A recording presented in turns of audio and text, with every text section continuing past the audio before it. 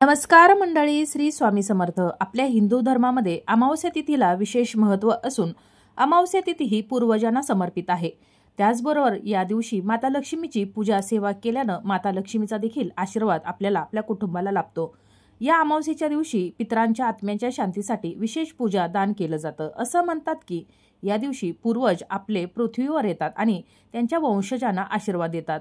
म्हणूनच अमावस्येच्या दिवशी पितरांची पूजा करणं, तर्पण करणं आणि पिंडदान करणं अतिशय महत्त्वाचं मानलं जातं।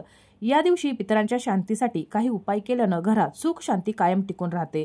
पितृदोष असल्यास या दिवशी विशेष पूजा केल्यानं आपल्याला पितृदोषापासून मुक्ती मिळते।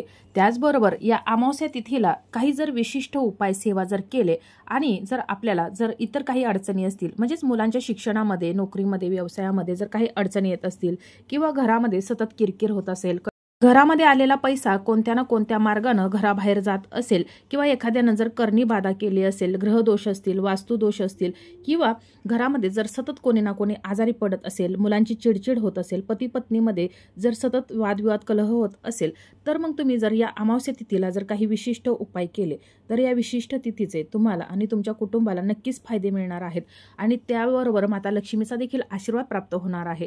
आता अमावस्या तिथीला आपल्याला मी काही उपाय सांगणार आहे, तर ते उपाय करायचे आहेत। फक्त हे एका अमावस्येला करून चालणार नाही, तर दर महिन्याला अमावस्या तिथी येत असते आणि दर अमावस्येला तुम्हाला हे उपाय करायचे आहेत। आता हे कोणते उपाय आहेत, कशा प्रकारे करायचे आहेत याविषयीची अगदी थोडक्यात पण महत्त्वाची माहिती मी पुढे सांगणारच आहे। त्यापूर्वी चॅनलवर जर नवीन असाल तर चॅनलला सबस्क्राईब करा, जेणेकरून आपले असेच येणारे नवनवीन माहितीमय आणि भक्तिमय व्हिडिओ तुमच्यापर्यंत पोहोचत राहतील। आता जे अमावस्येला जे उपाय करणार आहोत तर त्या उपायांची सुरुवात आपल्याला सकाळपासूनच करायची आहे। तर अमावस्येच्या दिवशी सर्वप्रथम तर आपल्या घराची स्वच्छता, साफसफाई करून घ्यायची आहे। ज्या ठिकाणी स्वच्छता असते, साफसफाई असते, तर त्या ठिकाणी माता लक्ष्मी नेहमी वास्तव्य करत असते आणि त्या घराची भरभराट होते। त्या घरामध्ये कधीही कलह होत नाही, सुखशांती नांदते आणि म्हणूनच घराची स्वच्छता करायची आहे। तशी तर दररोजच आपल्या घराची, आपल्या अंगणाची स्वच्छता करायला हवी। त्यानंतर आंघोळ करताना आंघोळीच्या पाण्यामध्ये कुटुंबातील प्रत्येक व्यक्तीच्या पाण्यात चिमूटभर हळद, थोडंसं खडं मीठ, जर पंचगव्य असेल तर अतिशय उत्तम, ते नसेल तर मग चिमूटभर हळद आणि थोडंसं खडं मीठ टाकायचं आहे। यामुळे आपल्या शरीरावर जी नकारात्मकता पसरलेली आहे तर ती दूर होण्यास मदत होते। आता हा जर उपाय आपण दररोज केला तरी देखील चालू शकतो किंवा ज्या विशिष्ट तिथी असतात, म्हणजे अमावस्या, पौर्णिमा, एकादशी किंवा इतर जे सणवार किंवा इतर विशिष्ट तिथीला देखील तुम्ही हा उपाय करू शकता। त्यानंतर घराच्या मुख्य प्रवेशद्वारावर हळदीनं स्वस्तिक काढायचं आहे। त्याचबरोबर उंबरठ्यावरती देखील हळदीनं लेपन करायचं आहे, ज्यामुळे आपल्या घरामध्ये सकारात्मक ऊर्जा येणार आहे, घरातील नकारात्मक ऊर्जा घराबाहेर जाणार आहे। त्याचबरोबर एका भांड्यामध्ये स्वच्छ पाणी घ्यायचं आहे आणि त्या पाण्यामध्ये तुम्हाला चिमूटभर हळद आणि थोडंसं खडे मीठ टाकायचं आहे आणि हे जे पाणी आहे तर हे देखील तुम्हाला संपूर्ण घरामध्ये शिंपडायचं आहे। त्याचबरोबर तुम्ही ज्या वेळेला देवपूजा करता तर त्यावेळेला माता लक्ष्मी समोर भगवान शिवांची जर पिंड असेल तर त्या ठिकाणी तुम्हाला देशी गाईच्या तुपाचा दिवा प्रज्वलित करायचा आहे। दिवा प्रज्वलित करण्यापूर्वी त्याखाली आसन करायचं आहे। एका प्लेटमध्ये थोड्याशा अखंड अक्षता ठेवायच्या आहेत आणि त्यावरती तुम्हाला हा दिवा ठेवायचा आहे। दिवा ठेवताना त्या दिव्यामध्ये चिमूटभर हळद, थोड्याशा अखंड अक्षता आणि त्याचबरोबर थोडीशी पिवळी मोहरी, 2 भीमसेनी कापराच्या वड्या टाकायच्या आहेत आणि असा हा दिवा तुम्हाला देवघरासमोर प्रज्वलित करायचा आहे। दिवसभर माता लक्ष्मीचं, तुमची जी कुलदेवता आहे, इष्टदेवता आहे, त्याचं नामस्मरण करायचं आहे। तुमच्या कुंडलीमध्ये जर कालसर्प दोष असेल तर तो दूर करण्यासाठी तुम्हाला चांदीचा एक नागनागिन तयार करून घ्यायचा आहे आणि सकाळी स्नान झाल्यानंतर आपल्या देवघरामध्ये हे नागनागिन ठेवून त्यांची विधिवत पूजा करायची आहे। त्यांना पांढरे फूल अर्पण करायचे आहे आणि त्यानंतर तुम्हाला हे जे चांदीचं नागनागिन आहे तर ते वाहत्या पाण्यामध्ये सोडून द्यायचं आहे। यामुळे देखील तुम्हाला कालसर्प दोषापासून मुक्ती मिळणार आहे। त्याचबरोबर कालसर्प दोष असलेल्या व्यक्तीनं अमावस्येच्या दिवशी आपल्या जवळपासच्या एखाद्या योग्य ब्राह्मणाला किंवा पुजाऱ्याला घरात बोलून शिवपूजन किंवा हवन करायचं आहे। जर तुम्हाला शत्रुदोष असेल आणि शत्रुदोषापासून मुक्ती मिळवायची असेल तर अमावस्येच्या रात्री एका काळ्या कुत्र्याला एक पोळी खाऊ घालायची आहे। पोळी तुम्हाला फक्त एक अमावस्या खाऊ घालून चालणार नाही, तर दर अमावस्येला तुम्हाला ही पोळी खाऊ घालायचं आहे। या उपायामुळे तुमचे सर्व शत्रू शांत होणं सुरू होईल। तसेच या अमावस्येच्या दिवशी तुमच्या जवळपास जर कुठे गोमाता असेल तर या दिवशी गोमातेची पूजा सेवा अवश्य करायची आहे।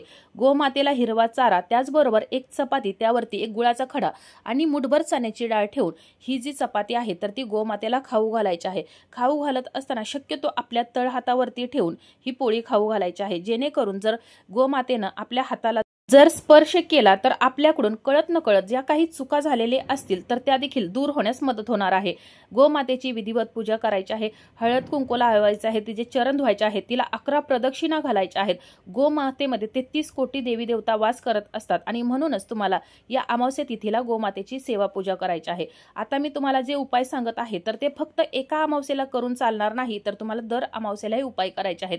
तसेच पिंपळाच्या झाडाला पूर्वजांचं निवासस्थान मानलं जातं। त्याचबरोबर भगवान श्री हरी विष्णू आणि माता लक्ष्मी देखील या पिंपळाच्या झाडामध्ये वास्तव्य करत असते। त्याचबरोबर इतर देवी देवता देखील या पिंपळामध्ये वास करतात आणि म्हणूनच या अमावस्येच्या दिवशी तुम्हाला पिंपळाच्या झाडाची पूजा करायची आहे।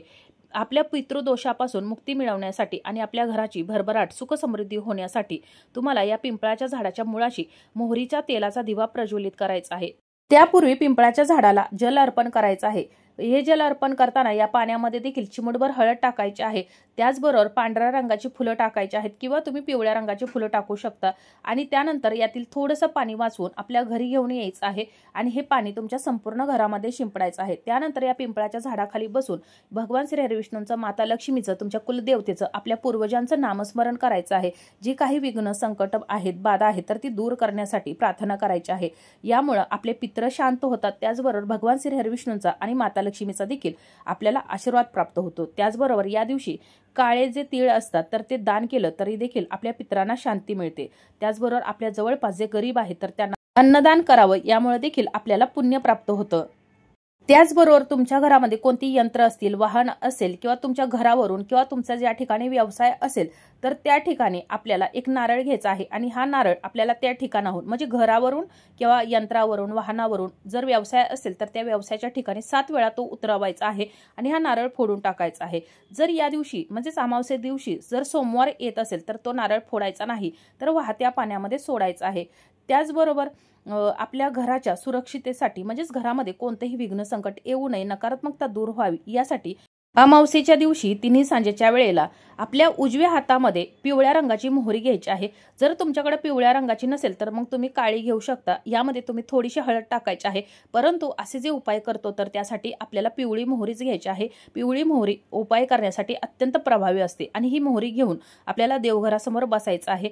त्यानंतर 11 वेळा कालभैरवाष्टक व 11 वेळा वेदोक्त वल्गा सुक्त म्हणायचं आहे आणि त्यानंतर ही जी पिवळी मोहरी आपण जी घेतलेली आहे तर ती संपूर्ण घरामध्ये कानाकोपऱ्यामध्ये म्हणजे भिंतीच्या कडेकडून आपल्याला शिंपडायची आहे, म्हणजे टाकायची आहे।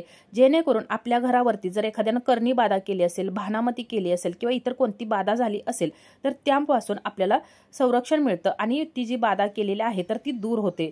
त्याचबरोबर आपल्या जवळपास जर कुठले देवी देवताचे जर मंदिर असेल तर त्या ठिकाणी जाऊन तिथं नारळ, खडीसाखर आणि हार ठेवून या देवी देवतेची पूजा करायची आहे। त्याचबरोबर आपल्या घरामध्ये जर एखादी सतत आजारी व्यक्ती पडत असेल किंवा घरामध्ये सतत कोणती ना कोणती विघ्न संकट येत असतील किंवा तुमचं दुकान असेल, व्यवसाय असेल तर त्या ठिकाणी देखील काही ना काही अडचणी येत असतील तर त्यावेळेला एक नारळ घ्यायचा आहे आणि त्या नारळावरती कोरड्या शिंदुराने त्रिशूळ काढायचा आहे किंवा तुम्ही स्वस्तिक काढलं तरी देखील चालेल आणि त्यानंतर आपल्याला त्या दुकानावरून किंवा आजारी व्यक्तीवरून किंवा तुमचं ज्या ठिकाणी व्यवसाय आहे तर त्या ठिकाणी हा नारळ 7 वेळा उतरवायचा आहे आणि तो वाहत्या पाण्यामध्ये तुम्हाला सोडून द्यायचा आहे किंवा तुम्ही दूर अंतरावरती नेऊन तो जाळून टाकला तरी देखील चालेल। जर तुमचे वाहन असेल तर या अमावस्येच्या दिवशी तुमचं वाहन स्वच्छ धुवायचं आहे, त्यावरून नारळ एक घ्यायचा आहे आणि 7 वेळा तो उतरवायचा आहे। उतरवत असताना श्री स्वामी समर्थ महाराजांचा मंत्र म्हणायचा आहे। उतारा करताना वाहन हे जागेवर चालू ठेवायचं आहे आणि नारळ जमिनीवर फोडून म्हणजेच आपल्या गाडीसमोर फोडून त्यानंतर हातपाय जाऊन धुवायचे आहेत आणि श्री स्वामी समर्थ महाराजांना जाऊन मुजरा करायचा आहे। त्याचबरोबर एक मुठभर पांढऱ्या मोहऱ्या घ्यायच्या आहेत आणि या घेऊन आपल्या देवघरासमोर बसायचं आहे। 11 वेळा वल्गा सुक्त म्हणायचं आहे आणि त्यानंतर एक पिवळ्या रंगाची कापड्याची पिशवी घ्यायची आहे। या पिशवीमध्ये तुम्हाला ही जी पांढरी मोहरी आहे तर ती ठेवायची आहे आणि ही वरतून धाग्याने शिवून घ्यायची आहे, म्हणजे याची पोटली तयार करायची आहे आणि तुमच्या गाडीच्या इंजिनच्या आतमध्ये किंवा इतर ठिकाणी तुम्हाला ही जी पोटली आहे तर ती ठेवायची आहे। त्याचबरोबर तुमचं दुकान, घर, ऑफिस किंवा कारखाना किंवा इतर व्यवसायाचं ठिकाण असेल तर त्या ठिकाणी तुम्हाला नारळ किंवा गोरक्ष चिंच किंवा कोहळा या अमावस्येच्या दिवशी बांधायचा आहे। यामुळे देखील तुमच्या घरावरती किंवा व्यवसायाच्या ठिकाणी ज्या काही अडचणी असतील किंवा विघ्न असतील तर ते दूर होऊन तुमची भरभराटच होणार आहे। त्याचबरोबर आता हे बांधत असताना आपल्याला लाल कपड्यामध्ये बांधायचं आहे। त्याचबरोबर बांधताना यामध्ये चिमूट भर पिवळी मोहरी आणि त्याचबरोबर 2 अखंड लवंगा आणि 2 वेलच्या असलेली एक कागदाची पुडी बनवायची आहे। आणि जो आपण लाल कपडा आणि जो नारळ बांधणार आहोत, त्याचबरोबर जर तुम्ही कोहळा घेतला असेल तर त्या कोहळ्यासोबत तुम्हाला ही पुडी ठेवायची आहे। आणि अगोदरच तुम्ही कोहळा किंवा नारळ किंवा ही चिंच बांधली असेल तर ती मग तुम्ही वाहत्या पाण्यामध्ये सोडून द्यायचं आहे। आलोसा नारळ किंवा कोहळा टांगल्यानंतर कधी कधी तो खराब होतो आणि त्यातून पाणी गळतं, त्यामुळे ते तुम्हाला कचऱ्यात टाकून द्यायचं आहे। आणि शनिवारी किंवा अमावस्या तिथीला तुम्हाला या ठिकाणी नारळ किंवा हे जे कोहळा आहे तर ते आणून बांधायचं आहे। आता हा उपाय नेहमी सूर्यास्त झाल्यानंतरच करायचा आहे। उपाय करताना देखील घरामध्ये शांतता असायला हवी, किरकिर नसायला हवी। त्याचबरोबर घरामध्ये शांतता राहण्यासाठी एक नारळ पूर्ण सोलून घ्यायचा आहे आणि तो आपल्या देवघरासमोर माता लक्ष्मी समोर ठेवायचा आहे। या नारळाची शेंडी आपल्या देवाकडे करायची आहे आणि हा नारळ आपल्या माता लक्ष्मीचं ज्या ठिकाणी मूर्ती असेल किंवा आपली कुलदेवता असेल तर त्याच्या समोर ठेवायचे आहे। त्यानंतर रोज सकाळी आणि संध्याकाळी आपल्याला या नारळावरती एक भीमसेनी कापूर ठेवायचा आहे आणि 7 दिवस आपल्याला हा भीमसेनी कापूर जाळायचा आहे। कापूर जाळत असताना श्री स्वामी समर्थ महाराजांचा मंत्र जप करायचा आहे, गायत्री मंत्राचा जप करायचा आहे, आपली जी कुलदेवता आहे किंवा माता लक्ष्मी आहे तर त्याचा जप करायचा आहे। दर अमावस्येला आणि पौर्णिमेला तुम्हाला हा जो नारळ आहे तो बदलायचा आहे आणि जो जुना नारळ आहे ज्याच्यावरती आपण हा भीमसेनी कापूर जाळलेला आहे तर तो नारळ तुम्ही वाहत्या पाण्यामध्ये सोडू शकता। तो जर नारळ जर चांगला निघाला तर तुमच्या घरातील लोकांनी प्रसाद म्हणून खाल्ला तरी देखील चालेल। त्याचबरोबर अमावस्येच्या दिवशी तिन्ही सांजेच्या वेळेला आपला जो घराचा मुख्य प्रवेशद्वार आहे तर त्याच्या दोन्ही बाजूला कणकेचे 2 दिवे बनवून घ्यायचे आहेत आणि ते प्रज्वलित करायचे आहेत। किंवा जर कणकेचे जर शक्य नसेल तर मातीचे 2 दिवे प्रज्वलित करायचे आहेत। तुळशीजवळ देशी गाईच्या तुपाचा दिवा प्रज्वलित करायचा आहे। शक्यतो उपाय करण्यासाठी आपल्याला कणकेचे किंवा मातीचे दिवे घ्यायला हवेत, याचा तुम्हाला अतिशय प्रभावी फायदा मिळतो। त्याचबरोबर या दिव्यांमध्ये देखील चिमूटभर हळद आणि पिवळी मोहरी टाकायची आहे। दर अमावस्येला आणि पौर्णिमेला तुम्हाला हा उपाय करायचा आहे। त्याचबरोबर तिन्ही सांजेच्या वेळेला आपल्या घरामध्ये 2 अखंड तमालपत्र, त्यावरती थोडीशी पिवळी मोहरी, 2 भीमसेनी कापराच्या वड्या, 2 अखंड लवंगा ठेवायच्या आहेत, थोडंसं खडं मीठ ठेवायचं आहे। आणि या ज्या वस्तू आहेत तर त्या आपल्या कुटुंबातील प्रत्येक व्यक्तीवरून 7 वेळा उतरवायच्या आहेत। प्रत्येक व्यक्तीविषयी जी काही अडचण असेल, काही विघ्न असेल, बाधा असेल तर ती बोलून दाखवायची आहे आणि या वस्तू तुम्हाला घरामध्ये जाळायच्या आहेत। आणि जाळल्यानंतर याची जी राख असेल तर ती घराबाहेर दूर अंतरावरती नेऊन फेकून द्यायची आहे। त्यानंतर थोडासा भीमसेनी कापूर आपल्या घरामध्ये जाळायचा आहे। भीमसेनी कापराच्या सुगंधानं आपल्या घरामध्ये जी निगेटिव्हिटी, नकारात्मकता आहे तर ती दूर होते। आता हा भीमसेनी कापूर जर तुम्ही दररोज जरी घरामध्ये जाळला तरी अतिशय उत्तम। तर अशा प्रकारे तुम्हाला मी हे जे काही उपाय सांगितलेले आहेत तर त्यातील तुम्हाला जे काही शक्य होतील तर ते उपाय तुम्हाला अमावस्येला करायचे आहेत। अमावस्येला करू शकता, पौर्णिमेला करू शकता। काही उपाय जे आहेत तर ते तुम्ही दररोज केले तरी देखील चालेल। अतिशय साधे सोपे परंतु अत्यंत प्रभावी उपाय आहेत। तुमच्यावरची जी काही विघ्न, बाधा, अडचणी आहेत तर त्या दूर करणारे उपाय आहेत। माहिती आवडली